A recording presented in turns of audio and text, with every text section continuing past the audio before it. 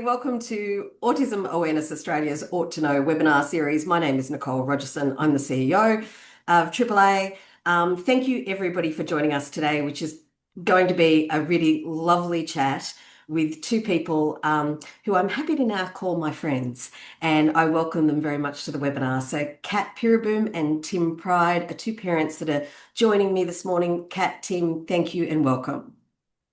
Thanks, great to be here.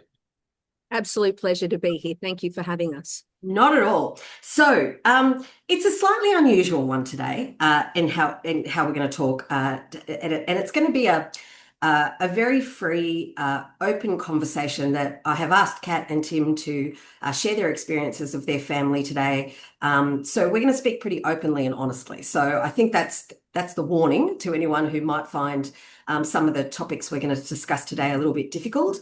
We're certainly not here to shock, but we are here to inform. So I think that's a really important distinction. So Kat and Tim, I'm not going to do a big introduction that I normally do. I'm actually going to throw it over to you to explain how I've come to know you and tell me a little bit more about your family and your children. So Kat, maybe starting with you. Sure. Good morning, everyone. Kat Peereboom here. I am the proud mum to three beautiful, profoundly autistic and disabled children.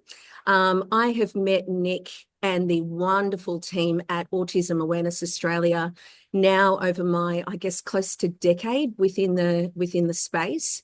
The relationship that we have formed has been so critical to my personal life. In helping me navigate, understanding my children's journey and professionally as well. So my boys are complex.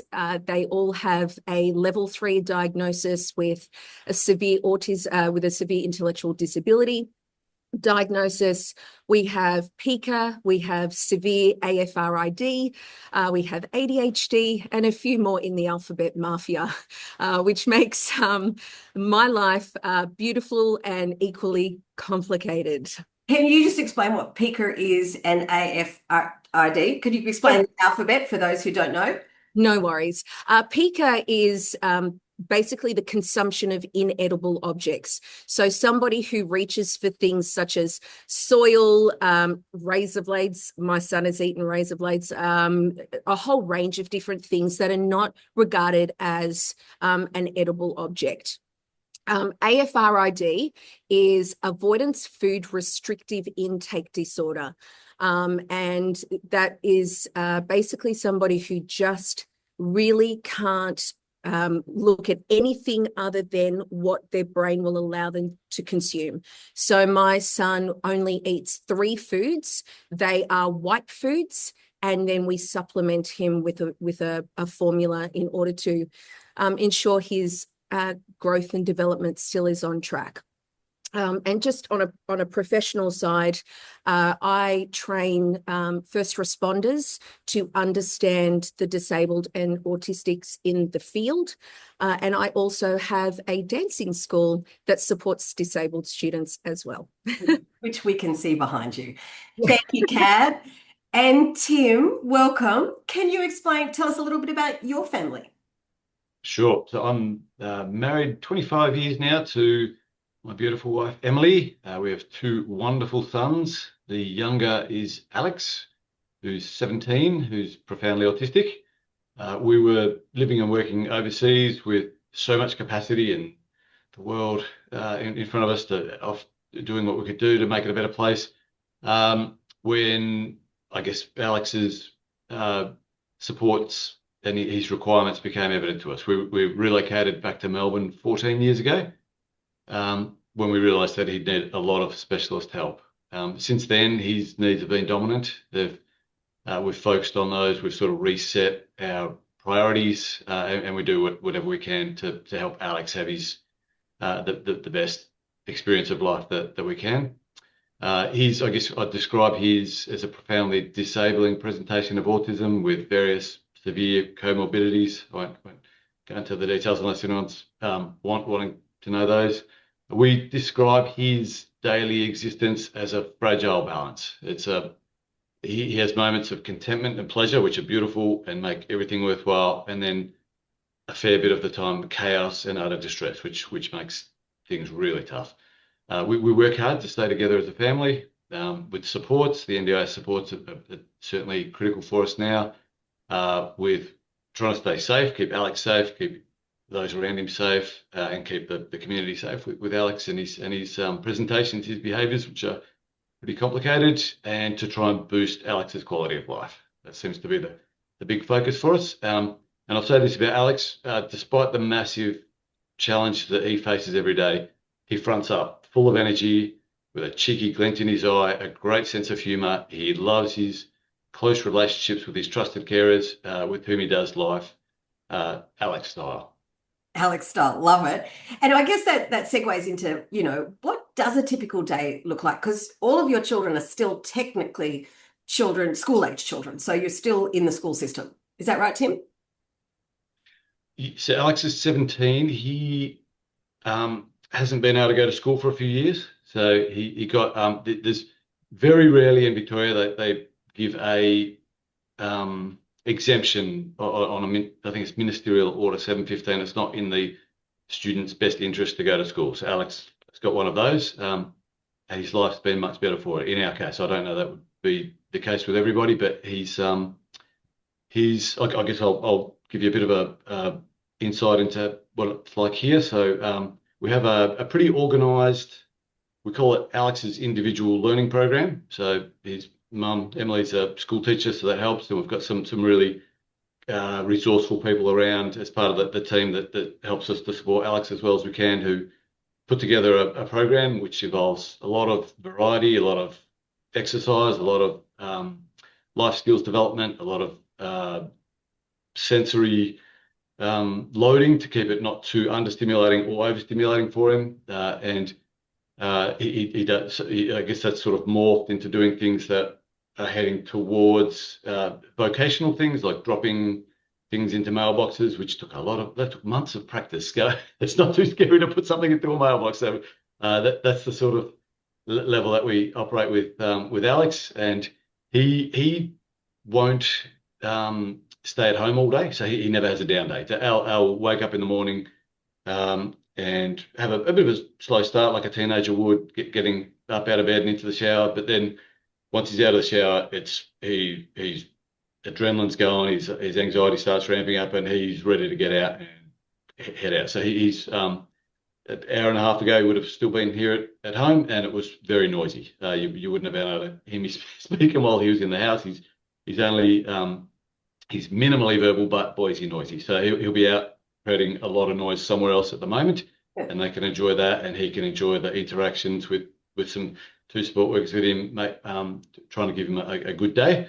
Later on he'll come back home. So probably 6 o'clock tonight, we'll see Al come back into the house again, and he'll go through his evening routines. So that's he'll probably spend some time out the back. We've got a nice area which he enjoys debriefing often with his grandma. So that'll be a nice, obviously with people close by, just to keep eye on him. And then we'll head to the night routine, where we need to keep a watch on him, but via he's on an iPad screen until he goes to sleep. That's the time where he's at the greatest risk of having, I guess, behaviours of concern, where he might do things that are pretty hard to watch as parents, and so we certainly try to keep him as safe as we can. And if he starts whacking his head on his walls or things, we'll be in there very quickly to try and help him. Although he's a big strong boy at 17, so it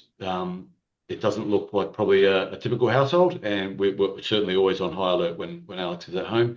But then we do have the stage we're in at the moment, where he's out and about in the community, which is really good for him. And we're really grateful that that's been able to be there. And it does, I guess, it replaces school, but it's much better than school for Alex. It's quite a team. Like that's you're describing a team of people there that are on Team Alex. Yes, yeah. So we've got it is quite a team. There's the people that work directly with him and do life with him, hands on, from the time he wakes until the time he goes to sleep. And then there's a secondary team, which are the experts that help us to have best practice, people like OT and psychologist, behaviour expert in the background. Yeah, great. And Kat, your boys are a bit younger. Mhm. Alex, what does a typical day look like in your household?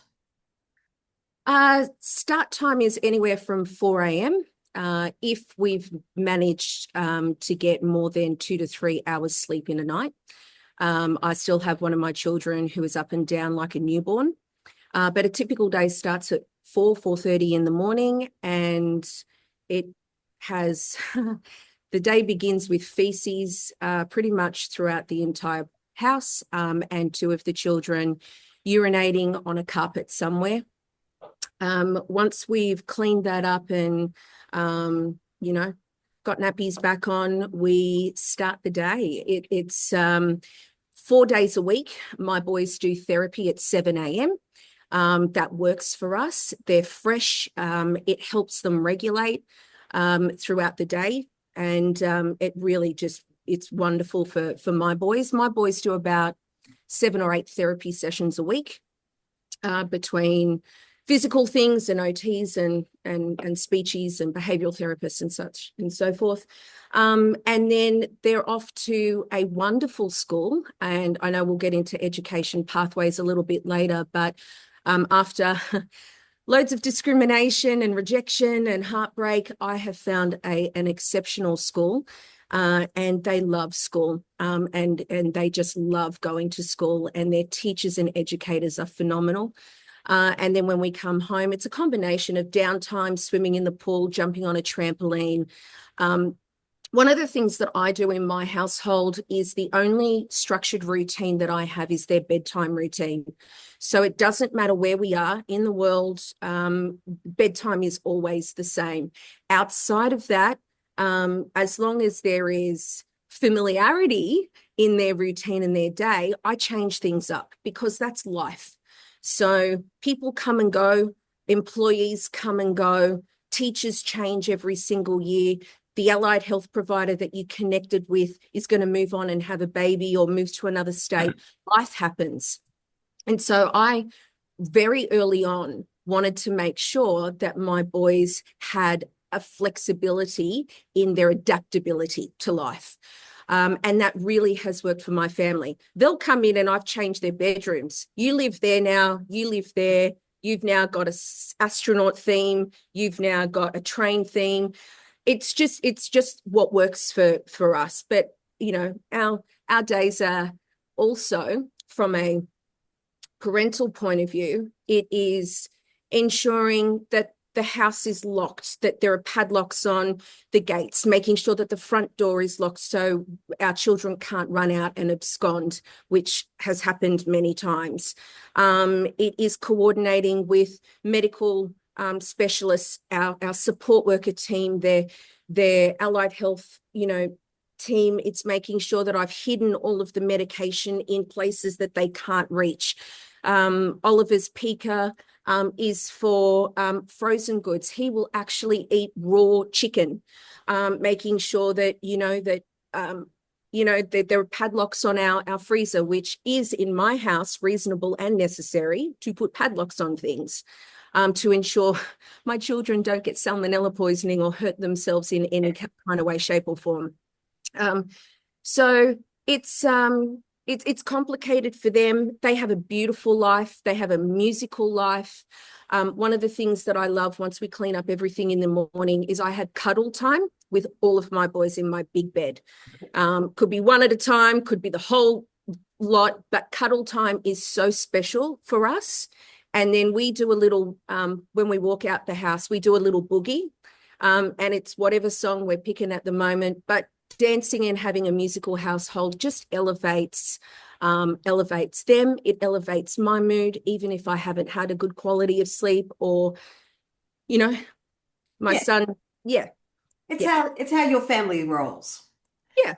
So the way that you two have just described it describes a type of autism.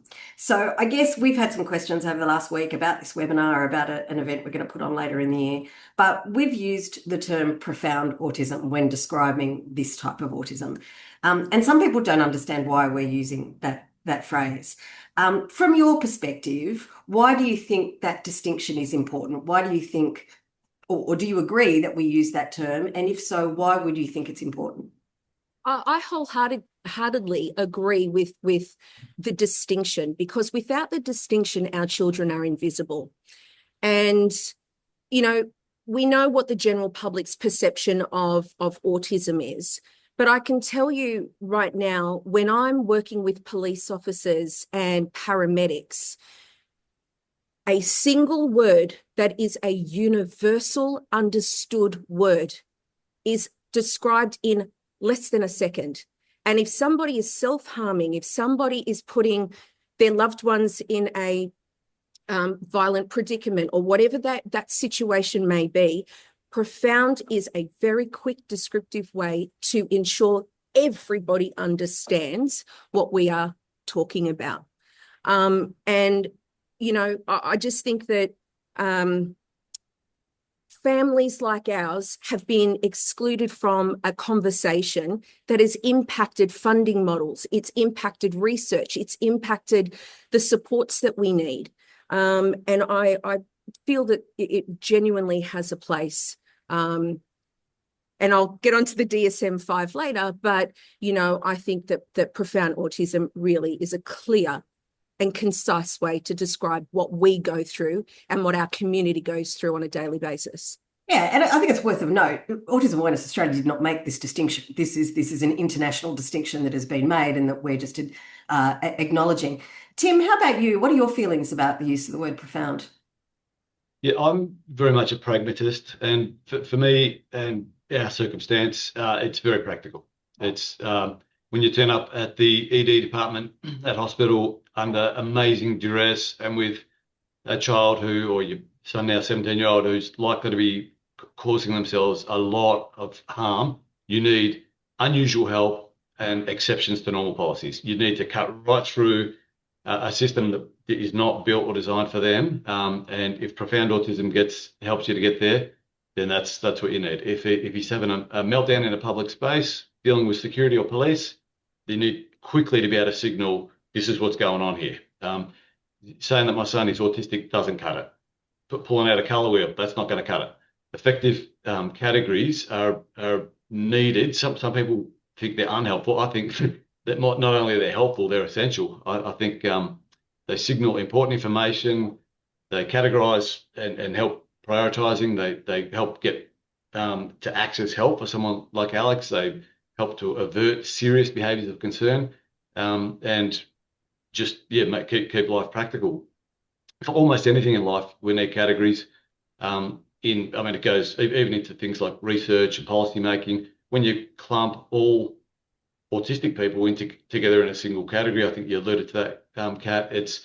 I think that's really unhelpful. It obscures really important information and differences between the subgroups. The different groups within the spectrum are so very different that it seems ridiculous not to acknowledge that.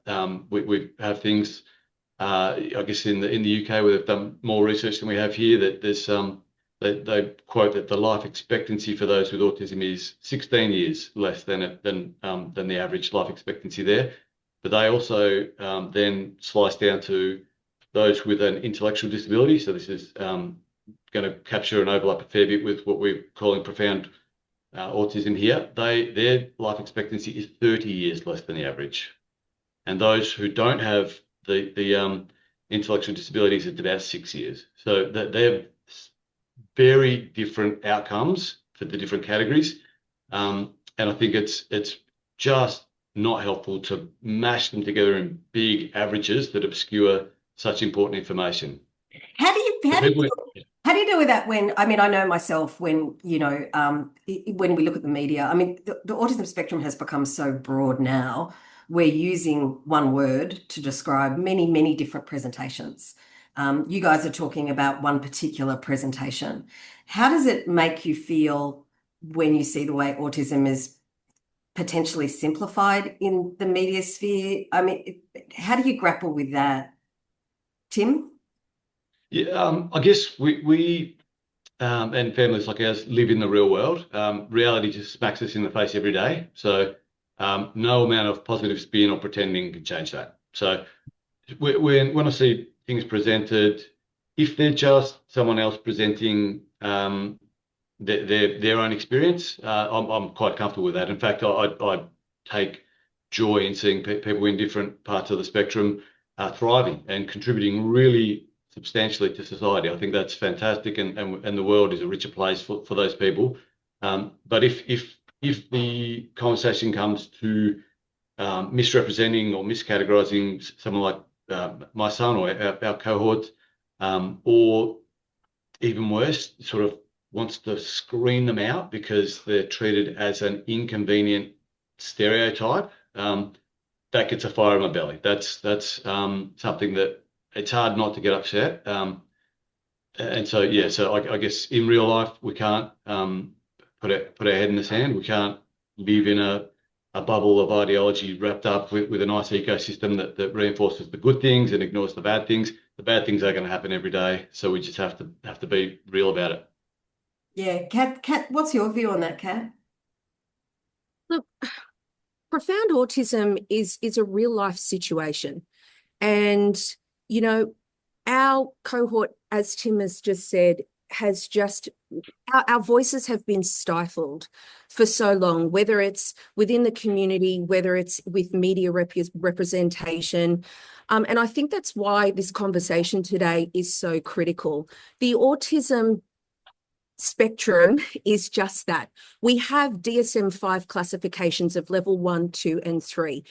And it is absolutely okay to make that distinction. You know, I have people who work with me who are 35 years of age, who drive a vehicle or can get public transport, who hold down a job, who maintain intimate relationships with people, who have children, who are able to go out and socialize. And I'm not saying at certain times that their autism isn't debilitating for them in certain ways and for certain periods of time.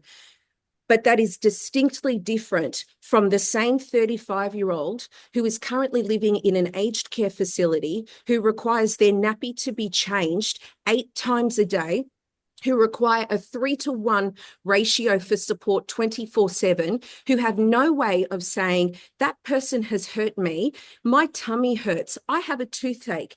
There is zero communication. And these two people have the same current diagnosis.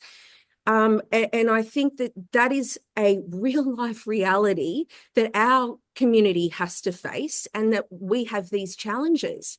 And it's so important that we have these understanding, not just within our own community, but for the media representation, and more importantly, for the people who are sitting in Canberra making policy changes that affect our cohort. You know, I've got a lady who was Facebooking me yesterday who was saying that her 55-year-old non-verbal, profoundly autistic sister has just had her funding cut by hundreds of thousands of dollars. And this person has now nearly been homeless multiple times. You know, these situations are what we really need to be focusing on. It's housing, it's specialized housing, it's specialized workforces who understand profound autism, it's training, it's getting our educators to understand that. And the term inclusive is used so broadly. It's one of the things that really irritates me. It's okay to have specialized places for people. You go to a TAFE, you go to a university, you go to a religious school, you go to an all-boys school or an all-girls school. These things are part of life. I don't want my child in a mainstream school setting. It's not inclusive for them. It's not inclusive for the educators, and it's not inclusive for the other students. I know I've gone on a bit of a tangent here, and I apologize, but it's not a real life representation, whether it's general public, in community, or media. And I think that needs to change. It's a good segue. We've got a question that came in from Sarah. Hi, Sarah. Nice to see that you joined us today. Tim and I were talking about that earlier. We know she's here. Sarah's asking the question, is it beneficial to share the true nature of your children's lives on social media platforms? I particularly know of one mum up in Queensland who did a wonderful video on her son. She's a documentary filmmaker, did a wonderful video showing the very real day to day of her life. And another autism organisation were not prepared to share that video because her son was not able to give verbal permission to say that he was okay with that. How do you manage that, sharing a day in the life of your kids to your broader community and the use of social media? Hiding in the shadows, as we have done now for decades, has not served our community. And, you know, I think whilst I feel that there should be a balanced, humane and dignified way that we showcase our loved ones' challenges, they're real. And they have to be visible in this day of social media and in this day of instant connection with people. One, I found, you know, social media such a blessing in order to connect with people across the globe who just get it. Yeah.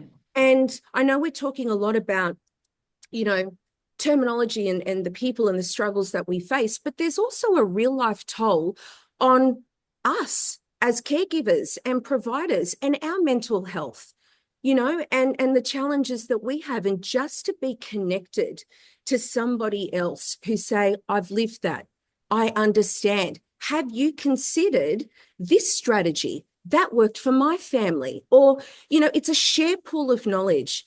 And I think we've allowed so many people to speak on other sections of autism. Our voice has been so left out of these critical conversations for too long. And that's why I try to portray my boys, if I'm posting them on social media, in a positive light, but it still reflects our challenges. Yeah, it does. And Tim, your family came up with a really nuanced idea here, which I love. But can you explain a little bit about the video you guys did? Yeah, sure. So, one of Alex's support workers made a 15-minute movie. It took him months. There was lots of let's organise a filming another bit and put it together. He had a vision in his mind, trying to portray a glimpse of the reality of Alex's world. This is a challenging thing to do. And Alex's brother, who looks fairly similar to Alex, played the role of Alex. They were really limited in what they could film. They didn't want to film people in public that didn't get permission of things, and they tried to be very careful to respect Alex's dignity and stuff, but also to bring a presentation of the reality. There's some brutal reality there that it's not dignifying to Alex to ignore it or to screen it out or to pretend it's not there or much worse to celebrate its difference. That's just not appropriate to do. But obviously, and I think what this 15-minute movie does, it sort of just gets you thinking and expands the awareness. For a lot of advocacy groups, the reason this is need to be done and the reason why social media would probably, a lot of people wouldn't like what we've done here is it's portraying the wrong type of autism. But in my mind, I think that's not acceptable, and we need to do better than that. So I think this sort of thing needs to be presented. It needs to be done well, with good quality and with respect for the people and love and the best interest of those. But where there are people in our wider community that might say they're uncomfortable with such things, my response to that is it is uncomfortable. Profound autism, you have to be uncomfortable. You can't just pretend that it's going to be comfortable. So reality is sometimes uncomfortable. I think that's really honest, Tim. And, you know, in the great words of Ricky Gervais, I also have the line, which is just because you're offended doesn't mean you're right. And this is confronting for some people. We're not trying to be. But I guess that segues into the fact that Autism Awareness Australia this November will be hosting the first ever Profound Autism Symposium in Sydney. It's a 2-day symposium in November, by the way, everybody. But it's also going to be live streamed across the country. So if you're not in Sydney or can't come to Sydney, please go to the website and have a little look around. But from your perspective as parents, why is it important that we host? Is it important that we host this event? And why do you think that is? Kat, starting with you. I think it's so overdue. And, you know, I want to just thank you, Nick, and the team at AAA for, You know, You don't have to thank us. That sounded really Trumpy. Like, no, talk about how no. great we are. And no, it honestly, I think Tim and I and the people that we have spoken to echo that the same sentiment. We're just so happy that this conversation is finally taking place. And I think the symposium is critical because for families like ours, it connects us. It gives us hope. It gives us recognition. We often feel excluded from conversations that we should be brought into the table for. You know, and from a professional standpoint too, I think it's about having those key people in the audience who understand, who can then go out and affect positive change, whether it's airlines, whether it's hospitals, whether it's police forces, you know, whether it's policymakers. You know, it's an opportunity to bring together these communities so we can share and hopefully affect positive change. Yeah, and that's certainly the idea for it. Tim, I mean, I'd also just like to say to everybody that's online, even if you're not watching, you're watching this later on as a recording, please email in to Autism Awareness or put in the chat now if you can. We'd love to know what topics you'd like covered at the symposium. We've got 2 days of some amazing speakers coming, but we've still got room. So we're really keen to hear what you want to hear from the speakers. So the 2 days gives you something you're absolutely taking away from it. Tim, what are you hoping comes out of this symposium? Yeah, so I guess I think we certainly do need to move the discussion. I think it is time for a new discussion. I think trying to influence and steer the discussion that's been in the train that's been hurtling along for the last 10 years is pretty futile. The best I've seen is we can describe people with profound autism as having a intersection. And putting down a long list of intersections of those with autism or something. Whereas honestly, that's just missing the significance of these beautiful people so badly. So I think we do need to launch it. So for families, I hope they get encouraged from this symposium. For professionals, I hope it prompts creative thinking and resolve to find better solutions for those with profound autism, and for those who've got profound autism themselves, well, solutions. They might not care about the symposium. Alex won't know what's going on, and that doesn't matter at all.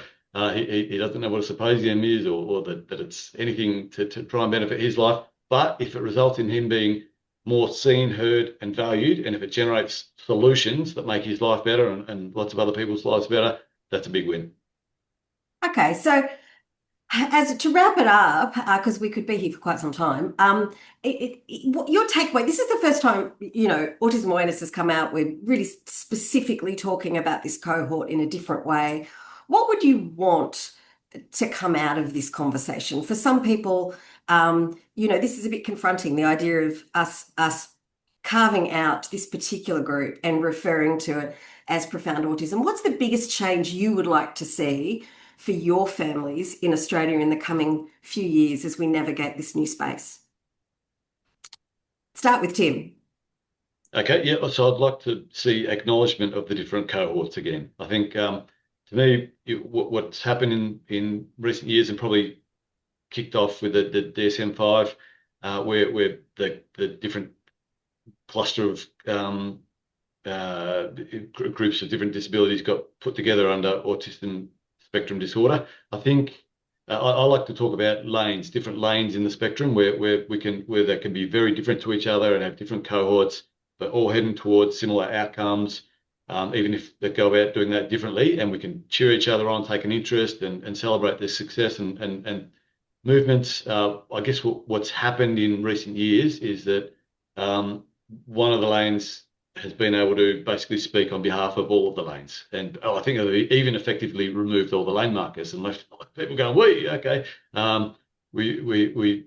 These were helpful things, helpful categories. Now that they've been removed, we don't really feel like we can go down the yellow brick road over there to that nice celebration that's happening over there. So we're sort of left out of that, but without a lane.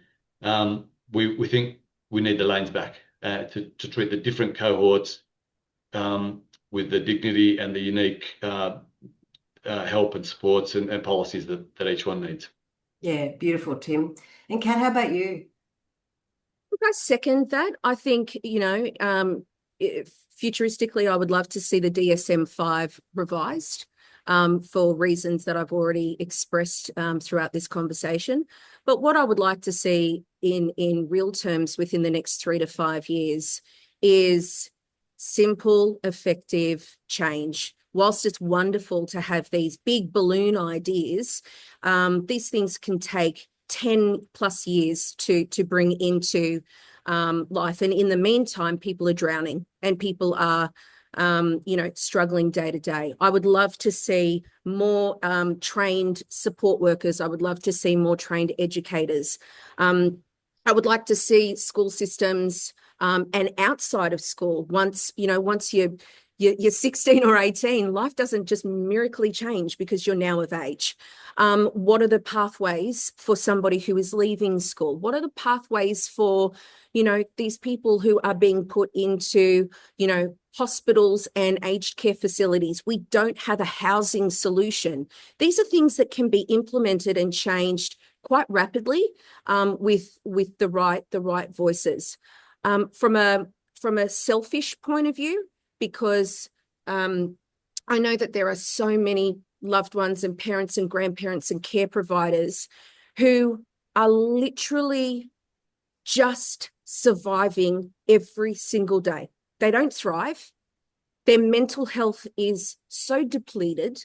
And I can tell you, because a few years back, I didn't want to be here anymore. It was just so overwhelming. Life was so overwhelming. I didn't know where to go. I didn't know how to support my children's needs.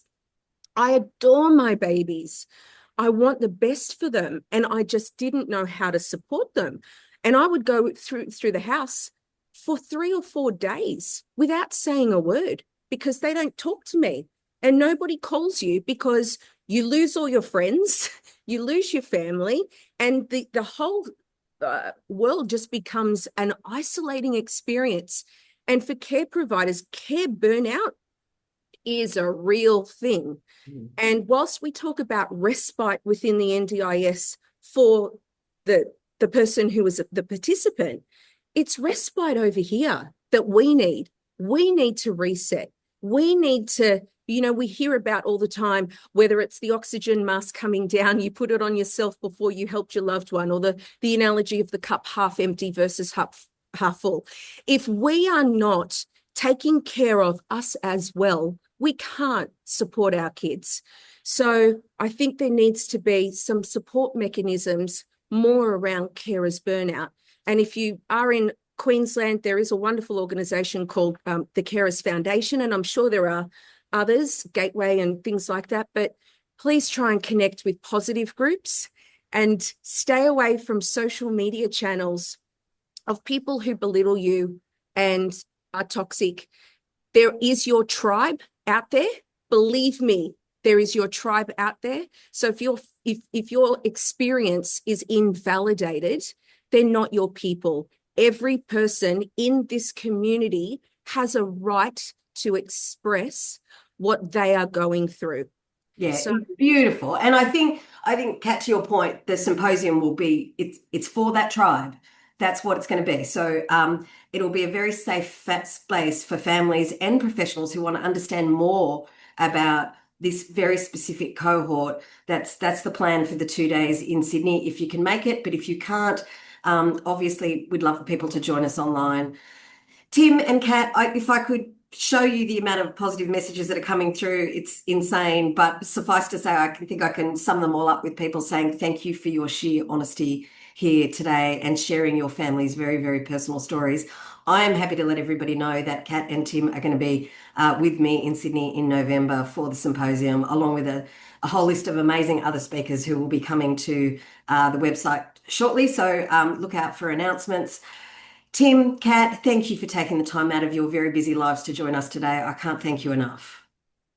thank you. Thank you for having this conversation. I'm very excited for the future pathways.